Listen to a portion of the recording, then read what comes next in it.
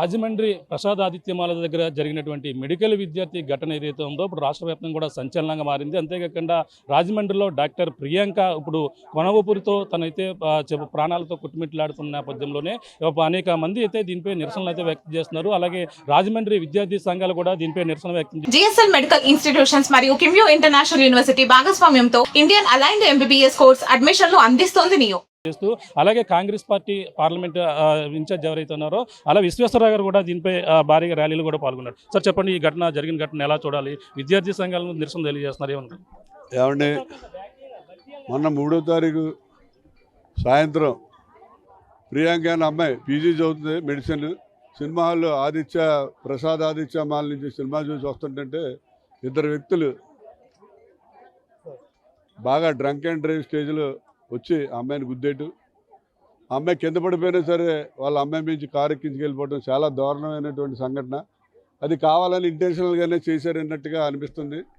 ఈ సంఘటన జరిగిన తర్వాత పోలీసులు 3వ తారీఖు సాయంత్రం జరిగింది, నిన్నటి వరకు ఎవరు తెలియదు, అసలు పబ్లిక్లో కానీ ఎవరికి కూడా రానలేదు.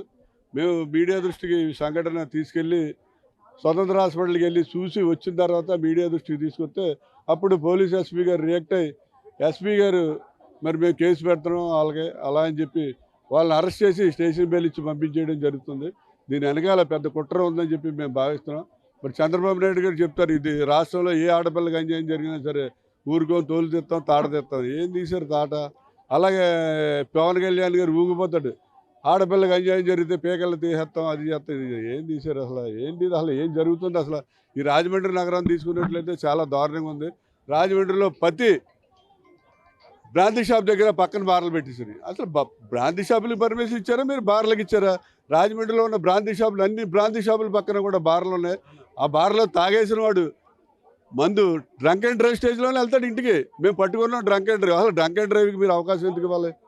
డ్రంక్ అండ్ డ్రైవ్ స్టేజ్లో ఎలా చూడాలంటే 3 రోజులు జరిగిన ఘటన 3వ తారీఖు జరిగింది, ఇప్పటి వరకు బయటకు రాలేదంటే మరి ఈ పరిణామాన్ని అంటే ఏం జరిగింది అనుకోవచ్చు? ఏమండి, ఇది ప్రభుత్వం తాలూకు వ్యక్తుల యొక్క ఇంటర్ఫీరెన్స్ వల్లే రాలేదు ఎవరికని. అందు గురించే ప్రభుత్వం తాలూకా గవర్నమెంట్కి సంబంధించినటువంటి ఎవరు కూడా రియాక్ట్ అవ్వట్లేదు. ఇదేంటంటే జరిగింది చాలా అన్యాయం. ఈ అమ్మాయికి బ్రెయిన్ డెడ్ అంటే చిన్న విషయం కాదు, చాలా కాస్ట్లీ అఫైర్.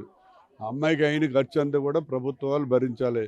ఒకవేళ ఏమన్నా వాళ్ళు ప్రభుత్వం భరించకపోతే నేను జిఎస్ఎల్ చైర్మన్ ఎన్ భాస్కర్ గారితో మాట్లాడి అమ్మాయికి ఆర్థికంగా కుటుంబానికి కానీ అమ్మాయికి కానీ ఏ విధమైన ఇబ్బంది లేకుండా నేను ఏర్పాట్లు చేస్తాను. అంటే ఈ విషయాన్ని కప్పిపుచ్చే ప్రయత్నాలు ఏమైనా జరిగాయంటారంటే ఒక పక్కన నిందితులు ఎవరు అనేది కూడా పూర్తి వివరాలు కూడా తెలియని పరిస్థితి. అంటే కప్పిపుచ్చాలని జరగకపోతే 3వ తారీఖుని ఇన్సిడెంట్ జరిగితే 6వ తారీఖు పొద్దున్న దాకా ఎవరికీ తెలియలేదంటే కప్పిపుచ్చడమే కదా. మామూలుగా ఏదైనా చిన్న విషయం ఆడ మోటార్ సైకిల్ మీద కంపల్సరీ దగ్గర సైకిల్ గుద్దేసినట్టు పెద్ద వార్త. మరి ఇది జరగలేదంటే చాలా కప్పిపుచ్చాలనే వ్యవహారంలోనే ఉంది. ఈవేళ మన రాజమండ్రి రా అండ్ ఆర్డర్ బాగోలేదు సార్. మొన్ననే చూసాం తాలూకా ఆఫీస్ దగ్గర మర్డర్ జరిగింది. 7-8 ఆ టైంలోనే నరికి చంపారు. 4-5 రోజుల క్రితం ఇక్కడ మనకి గోరక్షన్పేట, ఆ గోరక్షన్పేట దగ్గర కూడా మర్డర్ జరిగింది. మీరు చూసే ఉంటారు. గతంలో ఇప్పుడు మనకు 15 ఏళ్ళు 20 ఏళ్ళ నుంచి మర్డర్ సంస్కృతి లేదు. మర్డర్ సంస్కృతి అంతా పోయింది. మళ్ళీ తిట్టుకునే వరకు ఉంది. ఇప్పుడు మళ్ళీ మర్డర్ సంస్కృతిలో వచ్చింది. మరి గంజాయి బ్యాచ్లు విపరీతంగా అయిపోయినాయి. శాటిలైట్ సిటీ కానివ్వండి, సింహాచల్ నగర్ కానీ మొత్తం వ్యభిచార ర్యాకెట్లు, గంజాయి ర్యాకెట్లు ఎన్ని రన్ అవుతున్నాయి. మరి పోలీసులు చూసి చూడనట్టు ఊరుకుంటున్నట్టుగా ఉంది. దీని మీద సీరియస్ యాక్షన్ తీసుకోకపోతే రేపు మన పుస్తకాలు జరిపించడం కూడా కష్టమైపోతుంది.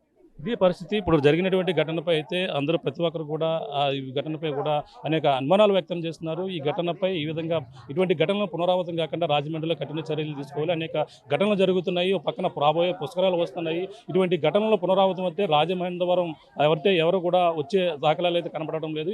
ఇది ఏదేమైనా ఈ ఘటనపై తగిన చర్యలు తీసుకోవాలి.